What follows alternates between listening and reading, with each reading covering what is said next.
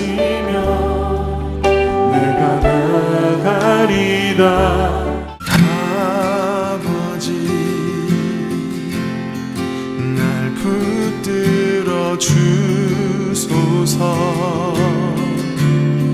주 품 안에 쉬게 하소서.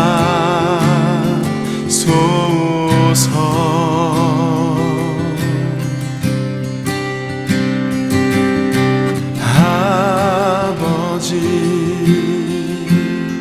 나 깨닫게 하소서. 주 언제나 나를 돌보심을.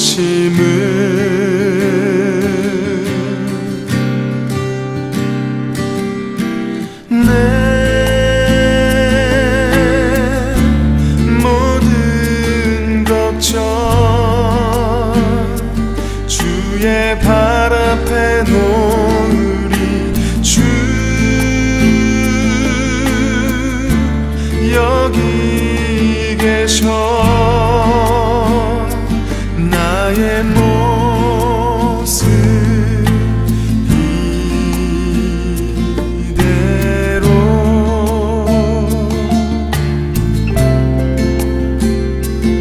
나를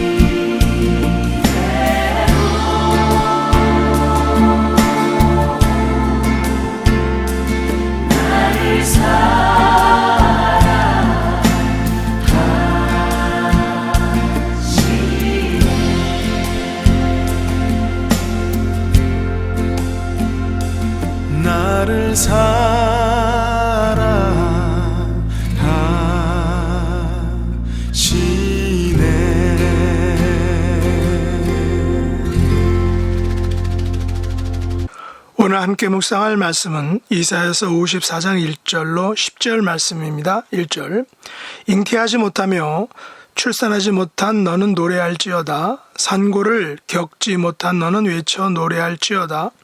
이는 홀로 된 여인의 자식이 남편 있는 자의 자식보다 많음이라. 여호와께서 말씀하셨느니라. 내 장막터를 넓히며 내 초소의 휘장을 아끼지 말고 널리 펴되 너의 줄을 길게 하며 너의 말뚝을 견고히 할지어다. 이는 내가 좌우로 퍼지며 내 자손은 열방을 얻으며 황폐한 성읍들을 사람 살 곳이 되게 할 것임이라. 두려워하지 말라. 내가 수치를 당하지 아니하리라. 놀라지 말라.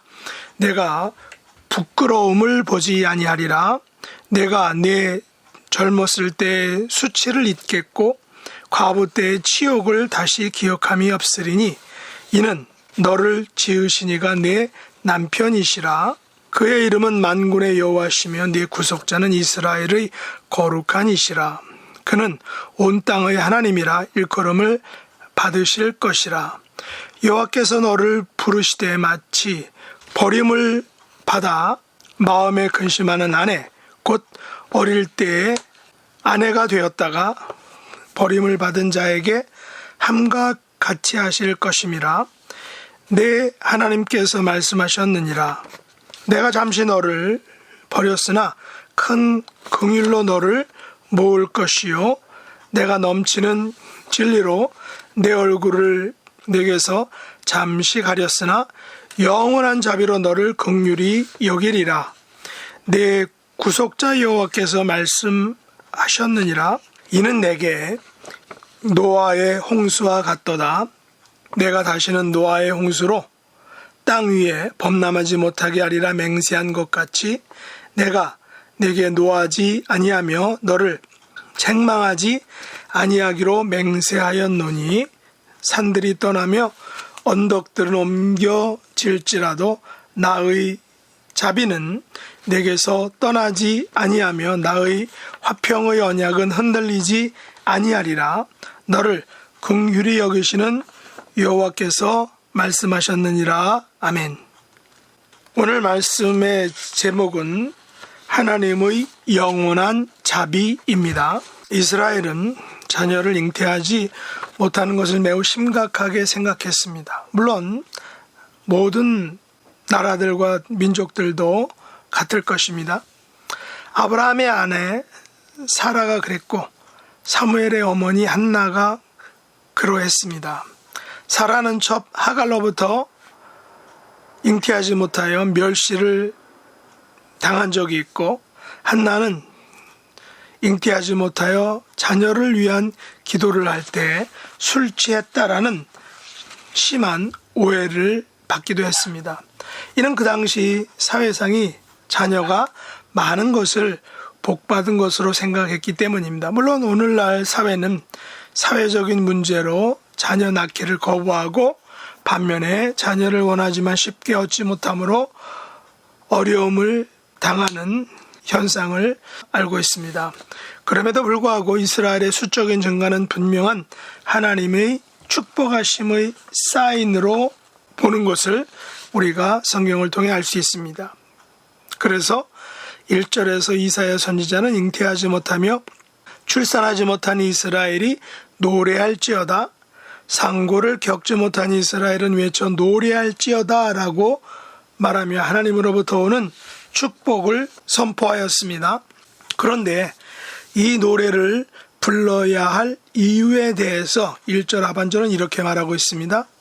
이는 홀로 된 여인의 자식이 남편 있는 자의 자식보다 많음이라 라는 것입니다. 그리고 여호와께서 말씀하셨느니라 라고 마치고 있죠. 이 말씀은 어마어마한 축복에 대한 약속입니다. 어떻게 홀로 된 여인의 자식이 남편 있는 자의 자식보다 많게 될까요? 이것은 이성적으로 또 상식적으로 도저히 이해가 되지 않죠. 홀로 된 여인이 지금까지 몇 명의 자식을 낳았는지는 모르지만 이 여인이 남편 있는 자의 자식보다 많게 된다는 것은 상식적으로 불가능한 것입니다. 그러나 여호와께서 이렇게 선포하셨다라고 말하고 있죠. 무슨 말일까요? 하나님께서 이렇게 홀로 된 여인의 자식이 남편 있는 자의 자식보다 많게 해 주시겠다라는 것입니다.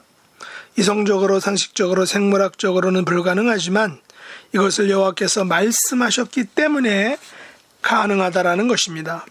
이 같은 역사는 사라를 통하여 그리고 한나를 통하여 야곱의 아내 라헬을 통하여 이루어진 것을 우리가 성경에서 볼 수 있습니다.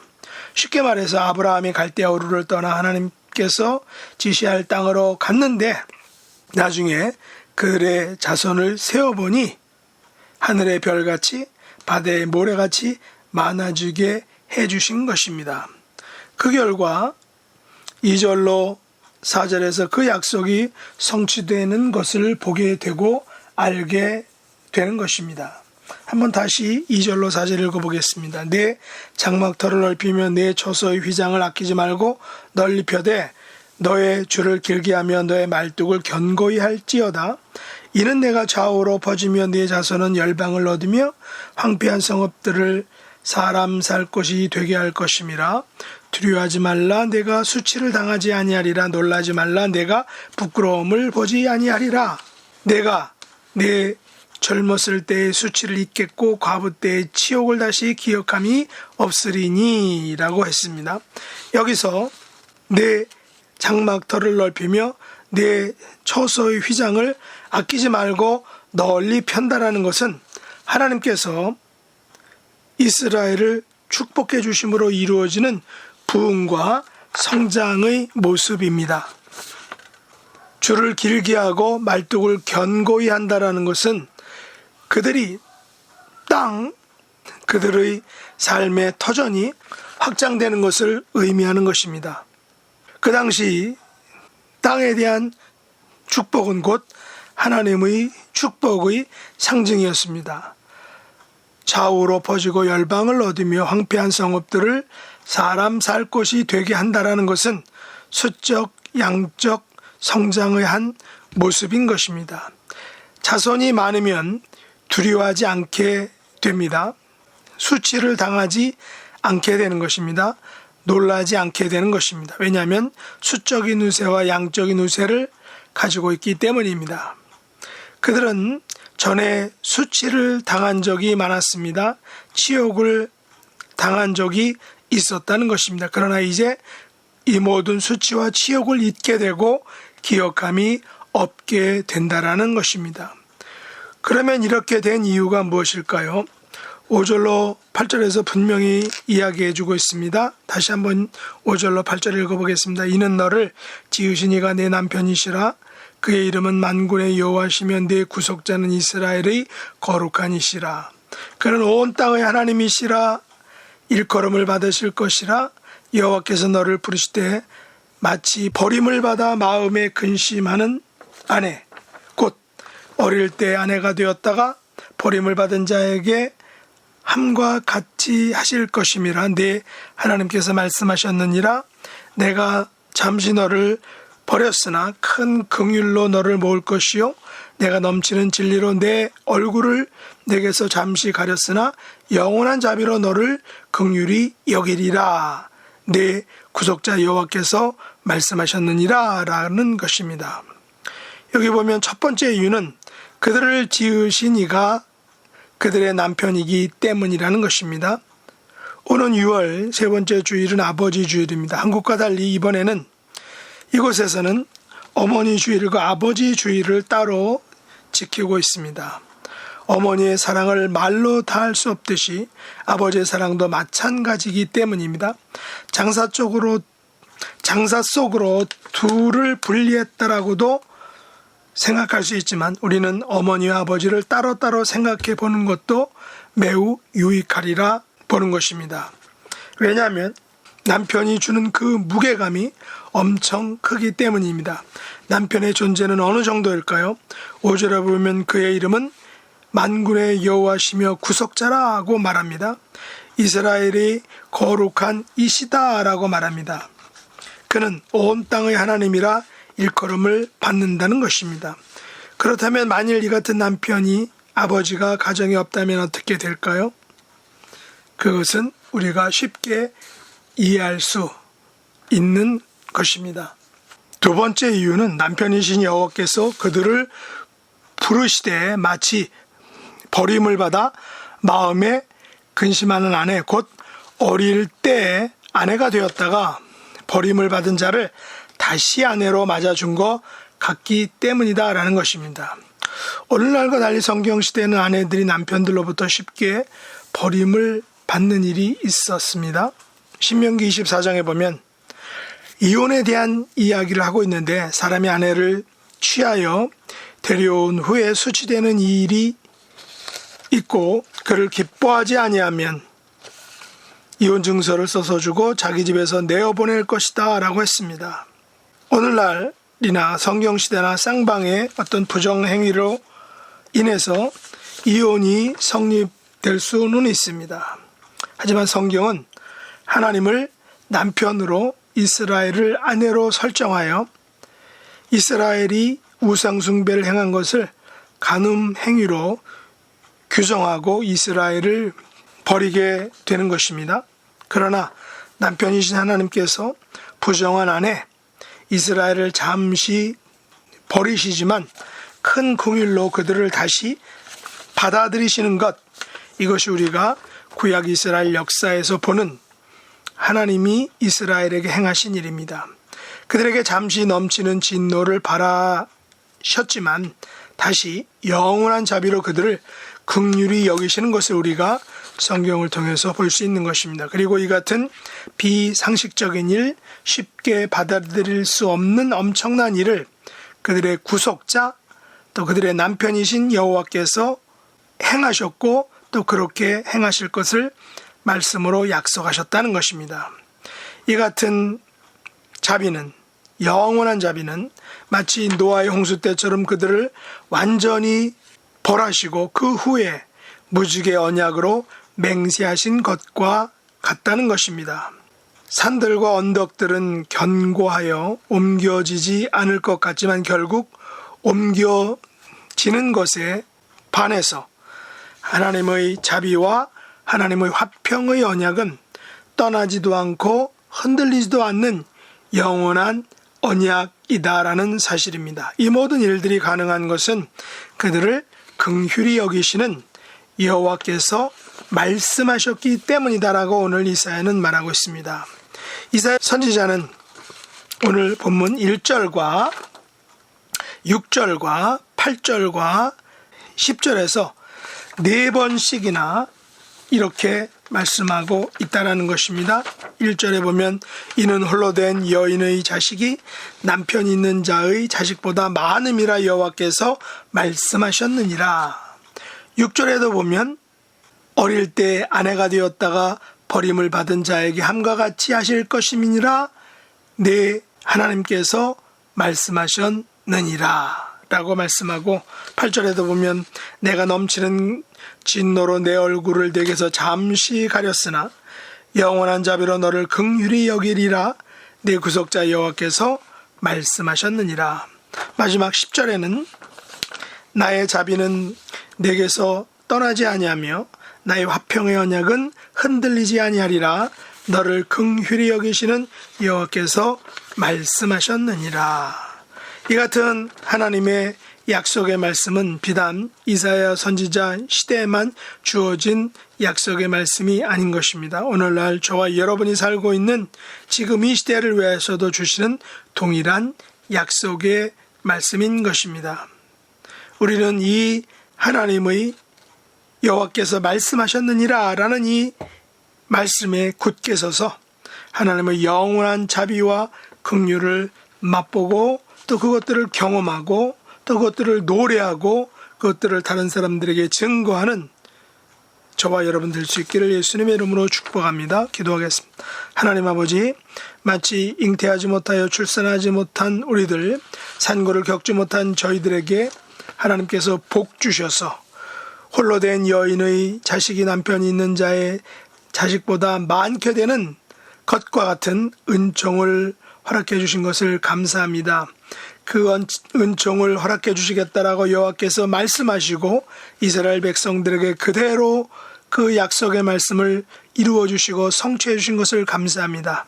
저희들도 이 약속의 말씀에 굳게 서서 믿음으로 하루하루를 살기를 원합니다. 영원한 자비로 긍휼을 베푸시는 아버지와 평생을 함께 동행하는 복된 자녀들로 이 땅을 살아가게 하여 주시옵소서. 원치 않는 질병으로 고통받는 우리 믿음의 지체들, 에스더 사모님, 또한 반주자 미연자매님, 또 그리고 그 외에 오랫동안 앓고 계신 그런 모든 몸의 아픔과 고통과 지병들을 우리 하나님 능력의 손으로 치료해 주시고 아버지 긍휼을 베풀어 주시기를 원합니다. 예수 그리스도의 십자가의 보혈로 온전하고 깨끗하고 강건하게 치료해 주시고 회복시켜 주시옵소서. 예수님의 이름으로 간절히 기도드렸나이다. 아멘.